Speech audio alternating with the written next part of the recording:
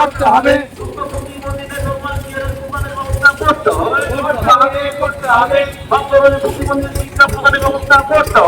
সংরক্ষণ করতে হবে।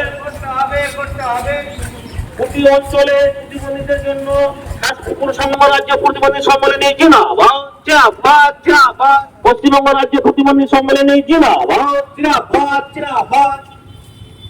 প্রতিবন্ধীদের আইনের অধিকার সুনিশ্চিত করতে হবে। প্রতি 3 মাস অন্তর প্রতিবন্ধীদের জন্য সার্টিফিকেট স্ট্যাম্প তৈরি করার ব্যবস্থা করতে হবে।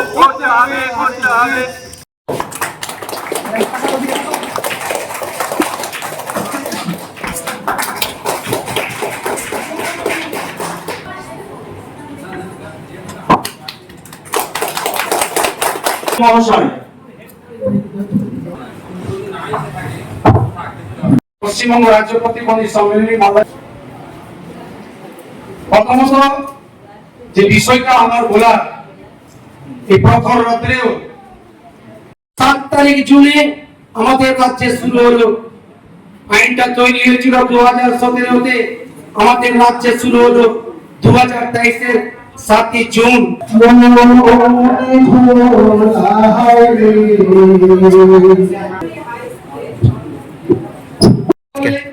পশ্চিমবঙ্গ রাজ্য প্রতিবন্ধী সম্মেলনী আজকে আমাদের বামনগোলা ব্লকের ব্লক কমিটি নতুন করে গঠন হবে এবং এই গঠনের মাধ্যমে আমাদের দাবি দাবা হলো আমাদের প্রতিবন্ধীদের বিপিএল তালিকা অন্তর্ভুক্ত করতে হবে এবং প্রত্যেক প্রতিবন্ধীদের আবাস যোজনা ঘর দিতে হবে এবং প্রতিবন্ধীদের